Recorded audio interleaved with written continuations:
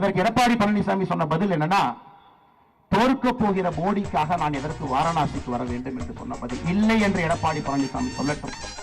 என்னுடைய தலைவனை பற்றி எப்படி எடப்பாடி பழனிசாமி அன்று பேசினாரோ, மானமுள்ள அண்ணாமலை அன்றிலிருந்து கூட்டணி கட்சி தலைவராக எடப்பாடி பழனிசாமி எப்பொழுதும் நான் ஏற்றுக்கொண்டது கிடையாது. நான் கேட்கிறேன், உனக்கு தான் அதிமுக பிடிக்கல போயேன், உனக்கு தான் அதிமுக பிடிக்கல போயேன், உனக்கு தான் அதிமுக பிடிக்கல போயேன், உனக்கு தான் அதிமுக பிடிக்கல போயேன் போயேன் போயேன் போயேன் போயேன் உன்னை யாருக்கு இழுத்து பிடிச்சிருக்கிறா? ஏன் எங்களை பிடிச்சி தொங்கி நிற்கிற? ஏன் எங்களை பிடிச்சி தொங்கி நிற்கிற? ஏன் எங்களை பிடிச்சி தொங்கி நிற்கிற? ஏன் எங்களை பிடிச்சி தொங்கி நிற்கிற? சிவி சண்முகன் 6 மணிக்கு மேல ஒரு மாதிரி பேசுவாரு, சாயந்தரம் 6 மணிக்கு முன்னாடி ஒரு மாதிரி பேசுவாரு. சிவி சண்முகன் 6 மணிக்கு மேல ஒரு மாதிரி பேசுவாரு, சாயந்தரம் 6 மணிக்கு முன்னாடி ஒரு மாதிரி பேசுவாரு. சிவி சண்முகன் 6 மணிக்கு மேல ஒரு மாதிரி பேசுவாரு, சாயந்தரம் 6 மணிக்கு முன்னாடி ஒரு மாதிரி பேசுவாரு.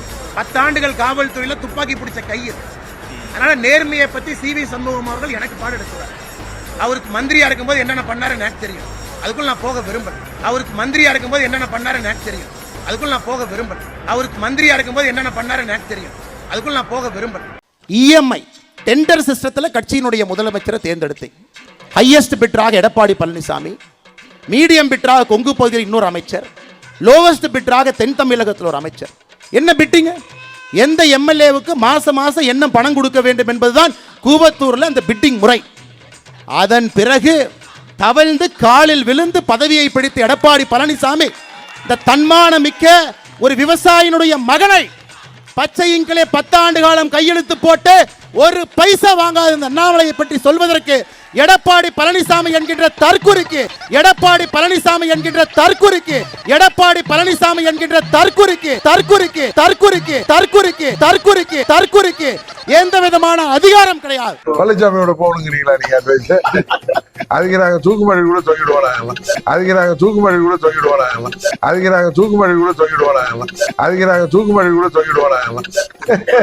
பழனிசாமி 2026 தேர்தலுக்கு பிறகு நடு ரோட்டில் இருக்க போகிறேன் என்பதை மறைமுகமாக அவரே ஒத்துக்கொண்டிருக்கிறார். நடு ரோட்டில் இருக்க போகிறேன், நடு ரோட்டில் இருக்க போகிறேன், நடு ரோட்டில் இருக்க போகிறேன். எந்த காரணத்தை கொண்டு துரோகத்தை ஏற்றுக்கொண்டு நாங்கள் அவர்களுக்கு ஆதரவாக நாங்கள் எப்படி அந்த கூட்டணியில் இருக்க முடியும்? நாங்கள் எப்படி அந்த கூட்டணியில் இருக்க முடியும்? நாங்கள் எப்படி அந்த கூட்டணியில் இருக்க முடியும்? நாங்கள் எப்படி அந்த கூட்டணியில் இருக்க முடியும்? கடந்த காலத்திலும் சரி, அனைத்து இந்திய அண்ணா திராவிட முன்னேற்ற கழக ஆட்சி செய்கின்ற பொழுதும் சரி, இப்பொழுதும் சரி, மத்தியிலே இருக்கின்றவர்கள் யாரும் நமக்கு எந்த அச்சுறுத்தலும் கொடுக்கல, யாரும் நமக்கு எந்த அச்சுறுத்தலும் கொடுக்கல, யாரும் நமக்கு எந்த அச்சுறுத்தலும் கொடுக்கல, யாரும் நமக்கு எந்த அச்சுறுத்தலும் கொடுக்கல. புரட்சி தலைவி அம்மா மறைவுக்கு பிறகு சில பேர் இந்த கட்சியை கபலீகரம் பண்ண பார்த்தாரு, சில பேர் இந்த கட்சியை கபலீகரம் பண்ண பார்த்தாரு, சில பேர் இந்த கட்சியை கபலீகரம் பண்ண பார்த்தாரு, சில பேர் இந்த கட்சியை கபலீகரம் பண்ண பார்த்தாரு, ஆட்சி கவிழ்க்க பார்த்தாரு. அதை காப்பாற்றி கொடுத்தவர்களும் யார் என்று உங்களுக்கு தெரியும். மத்தியில இருக்கின்றவர் நமக்கு காப்பாற்றி கொடுத்தார். யார் என்று உங்களுக்கு தெரியும். மத்தியில இருக்கின்றவர் நமக்கு காப்பாற்றி கொடுத்தார். யார் என்று உங்களுக்கு தெரியும். மத்தியில இருக்கின்றவர் நமக்கு காப்பாற்றி கொடுத்தார். யார் என்று உங்களுக்கு தெரியும். மத்தியில இருக்கின்றவர் நமக்கு காப்பாற்றி கொடுத்தார். ஆட்சியை கலைக்க முற்பட்ட போது பாஜக வந்து காப்பாத்துச்சு சொல்றாரு. அதே தவறு, அதே தவறு, அதே தவறு, அதே தவறு. உங்க எல்லாருக்கும் தெரியும், அம்மா அவர்கள் மறைவுக்கு பிறகு சின்னம்மா பன்னீர்செல்வம் முதலமைச்சராக இருந்தார். அவரை மாற்றிவிட்டு சின்னம்மா அவர்களை முதலமைச்சராக எல்லா சட்டமன்ற உறுப்பினரும் சேர்ந்து கவர்னர்கிட்ட போய் லெட்டர் கொடுத்தோம். அந்த நேரத்துலதான் உங்களுக்கு 14ஆம் தேதி தள்ளி போட்டார் சுப்ரீம் கோர்ட் தீர்ப்பு வச்சு. அதுக்கு இடையில தான் அண்ணன் பன்னீர்செல்வம் தர்ம யுத்தம் தொடங்கி போனார். அப்பொழுது திமுக கொண்டு வந்த நம்பிக்கையில்லா தீர்மானத்தை இவரை காப்பாத்தினது பாஜக இல்ல, பாஜக இல்ல, பாஜக இல்ல, பாஜக இல்ல, சட்டமன்ற உறுப்பினர்கள் 122 பேர். கரெக்டா? எவ்வளவு தவறா பேசுறாரு பாருங்க, எவ்வளவு தவறா பேசுறாரு பாருங்க, எவ்வளவு தவறா பேசுறாரு பாருங்க, எவ்வளவு தவறா பேசுறாரு பாருங்க. நிச்சயம் அவர்கள் திருந்துவார்கள் அல்லது திருத்தப்படுவார்கள். நிச்சயம் அவர்கள் திருந்துவார்கள் அல்லது திருத்தப்படுவார்கள். நிச்சயம் அவர்கள் திருந்துவார்கள் அல்லது திருத்தப்படுவார்கள். நிச்சயம் அவர்கள் திருந்துவார்கள் அல்லது திருத்தப்படுவார்கள். நாங்கள் ஒன்று கொள்ளைப்புற வழியாக வரவில்லை, உழைத்து உழைப்பால் இந்த பதவியை அடைந்திருக்கின்றோம். நாங்கள் ஒன்று கொள்ளைப்புற வழியாக வரவில்லை, நாங்கள் ஒன்று கொள்ளைப்புற வழியாக வரவில்லை, நாங்கள் ஒன்று கொள்ளைப்புற வழியாக வரவில்லை. சிலர் கொள்ளைப்புறத்தின் வழியாக வந்து எப்படியாவது கட்சியும் ஆட்சியும் பிடித்து விட வேண்டும் என்று கனவு காண்கிறார்கள். சிலர் கொள்ளைப்புறத்தின் வழியாக வந்து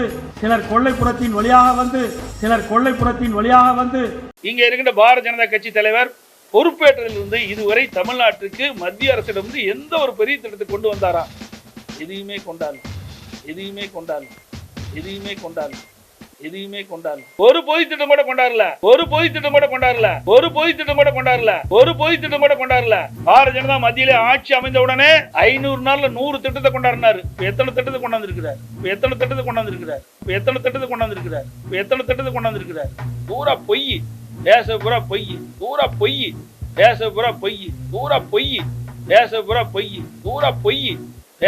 பொய், இன்னைக்கு மைக் கிடைச்சா போதும், எந்த அளவுக்கு பொய் பேசணுமோ அந்த அளவுக்கு பொய் பேசுகின்ற ஒருவர் தான் இன்னைக்கு பாரதிய ஜனதா கட்சியுடைய தலைவர். இன்னைக்கு மைக் கிடைச்சா போதும், எந்த அளவுக்கு பொய் பேசணுமோ அந்த அளவுக்கு பொய் பேசுகின்ற இன்னைக்கு மைக் கிடைச்சா போதும், எந்த அளவுக்கு பொய் பேசணுமோ அந்த அளவுக்கு பொய் பேசுகின்ற பேட்டி கொடுப்பார். விமானத்தில் ஏறும்போது ஒரு பேட்டி கொடுப்பார், இறங்கும்போது ஒரு பேட்டி கொடுப்பார். விமானத்தில் ஏறும்போது ஒரு பேட்டி கொடுப்பார், இறங்கும்போது ஒரு பேட்டி கொடுப்பார். விமானத்தில் ஏறும்போது ஒரு பேட்டி கொடுப்பார், இறங்கும்போது ஒரு பேட்டி கொடுப்பார். ஆகவே எல்லாரும் உழைத்து பதவிக்கு வந்தவர்கள். உழைக்காமல் பதவிக்கு வந்த ஒரே தலைவர்னா பாரதிய ஜனதா கட்சி தலைவர். உழைக்காமல் பதவிக்கு வந்த ஒரே தலைவர்னா பாரதிய ஜனதா கட்சி தலைவர். இவர் ஏதோ பணியில தலைவர் பதவி பெற்றார். அதை வைத்துக் கொண்டு இன்றைக்கு தலகால் புரியாம ஆடிக்கொண்டிருக்கின்றார்.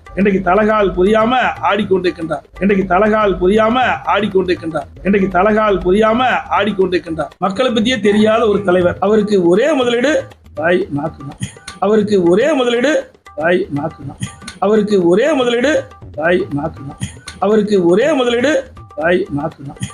வேற ஒண்ணுமே கிடையாது. சொல்லுங்க, நான் விளையாட்டா சொல்லல.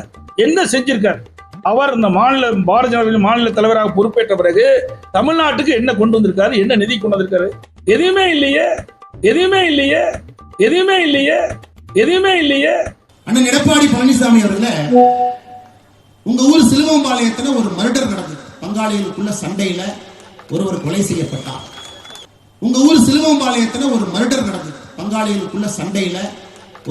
செய்யப்பட்டார்.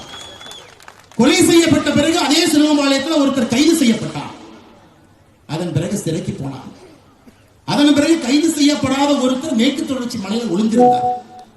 இன்னைக்கு திமுக இருக்கக்கூடிய மூத்த அமைச்சர், அன்னைக்கு அதிமுக அமைச்சர், அவர் கையை காலை பிடித்து அந்த வழக்கை முடித்துவிட்டு வெளியே வந்து சிலுவம்பாளையம் பஞ்சாயத்து தேர்தலில் நின்று தோற்ற மனிதர் நீங்கள். ஆனால் தயவு செய்து எனக்கு நேர்மையை பற்றி, நாணயத்தை பற்றி எனக்கு நீங்கள் பாடம் எடுக்க வேண்டாம். தமிழகத்தில் திமுகவுக்கு மாற்றாக இருக்க வேண்டும் என்று தமிழக மக்கள் நினைத்த ஒரு கட்சி கூவத்தூர் நீங்க என்ன அநியாயம் பண்ணி,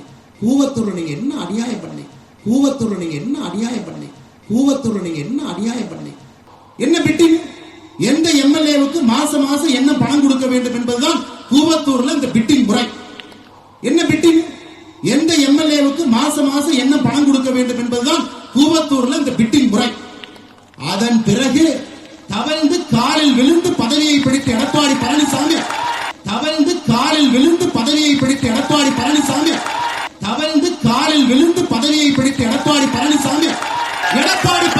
என்கின்ற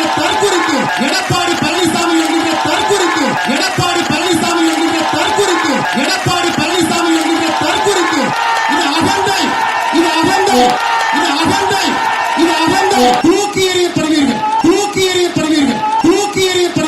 தூக்கி எறியப்படுவீர்கள். நான்காவது இடம் கூட கிடையாது.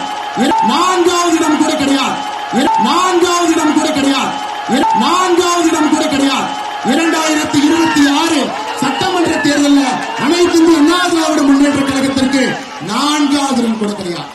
எடப்பாடி பழனிசாமி அரசு தமிழ்நாட்டுக்கு மன்னிக்க முடியாத ஒரு துரோகத்தை செஞ்சிருக்கு.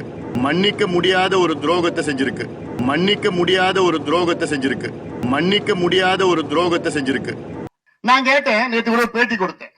நான் கேட்டேன், எடப்பாடி பழனிசாமி அவர்கள் எடப்பாடி பக்கத்துல, இந்த பூலாவதி பக்கத்துல அவர் இடம் வச்சிருக்க நிலம் ஒரு 200 ஏக்கர் வச்சிருக்கிறார் நினைக்கிறேன். அவருடைய பாரம்பரியம் சொத்துன்னு சொல்றாரு. சரி, அரசாங்கத்துக்கிட்ட இருந்து கொஞ்சம் அதிகமா வெள்ள கொடுத்தா அந்த நிலத்தை கொடுத்துருவாரு? அவரு கொடுக்க மாட்டார். ஏன்? தமிழகத்தில் பாமகவால் தான் மரங்கள் அழிக்கப்பட்டதாக முதலமைச்சர் எடப்பாடி பழனிசாமி கூறிய புகாருக்கு பாமக இளைஞரணி தலைவர் அன்புமணி ராமதாஸ் பதிலடி கொடுத்துள்ளார். இது தொடர்பாக இருவரும் தெரிவித்த கருத்துக்களை தற்பொழுது பார்க்கலாம். அவருடைய காலத்தில் என்னென்ன செஞ்சால் உங்களுக்கு தெரியுமில்ல. புதுசாக மரம் நட்டுக்கிட்டு இருக்கார். இப்போ புதுசாக மரம் நட வேண்டியதே தேவையில்லாத இருந்திருக்கும். ஏன்னா இயற்கை வளம் குறைஞ்சதே அவர்களால் தான். அது எல்லாருக்கும் தெரியும், பத்திரிக்கையும் தெரியும். ஆனால் அதை போட மாட்டேங்கிறீங்க. ஓபிஎஸ் இருக்கார்ல, அவர் அலங்காநல்லூர் போகக்கூடாதுன்னு, ஜல்லிக்கட்டு நேரத்தில் அலங்காநல்லூர் போகக்கூடாதுன்னு கிட்டத்தட்ட 5000 மரங்களை வெட்டினாங்க. அப்போ எந்த மூஞ்சி வச்சுக்கிட்டு சொல்லிட்டு இருக்காரு? அதெல்லாம் இது தவறு. இது போன்ற மீண்டும் செஞ்சாருன்னா அதுக்கப்புறம் மிகப்பெரிய போராட்டம் நடத்துவோம் நாங்கள். இதெல்லாம் ஒரு சமூக நீதி போராட்டத்தை கொச்சைப்படுத்தக்கூடாது. ஏற்கனவே இந்த தமிழிசை அப்படி பேசி தான் மாட்டிட்டு இருக்காங்க.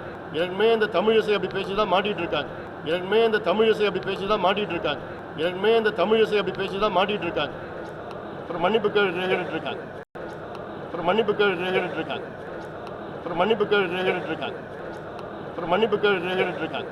பாரதிய ஜனதா கட்சி வேற, அண்ணாமலை என்பது வேற.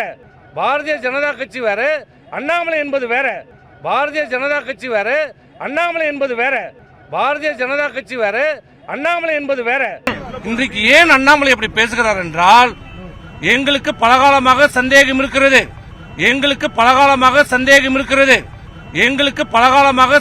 இருக்கிறது. இப்போதும் சொல்கிறேன், அண்ணாமலை பாரத பிரதமராக மோடி அவர்கள் மீண்டும் பிரதமராக வேண்டும் என்று ஆசை இல்லை, எண்ணம் இல்லை.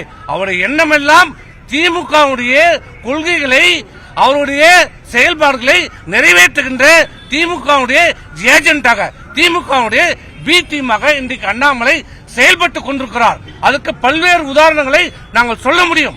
அன்புமணி அவர்களே, தேர்தலுக்கு அப்புறம் பாக்குறியா? நான் ரெடி, இன்னைக்கு கூட வா. அன்புமணி அவர்களே, தேர்தலுக்கு அப்புறம் பாக்குறியா? நான் ரெடி, இன்னைக்கு கூட வா. அன்புமணி அவர்களே, தேர்தலுக்கு அப்புறம் பாக்குறியா? நான் ரெடி, இன்னைக்கு கூட வா. அன்புமணி அவர்களே, தேர்தலுக்கு அப்புறம் பாக்குறியா? நான் ரெடி, இன்னைக்கு கூட வா. உன் கொலகார பசங்க 2006 உன்னை பார்த்து வந்தானே. கொலகார குடும்பம் தானே நீங்க. நான் பார்க்கலையா? அண்ணா திமுக பற்றி பேசுவதற்கும் ஒரு அருகதை கிடையாது. போன்ல போட்டு எங்க அப்பா 40 ஆண்டு காலம் கனவு நிறைவேறிச்சுன்னு அப்படியே அழுது கண்ணீர் விட்டு நடிச்சிய போன்ல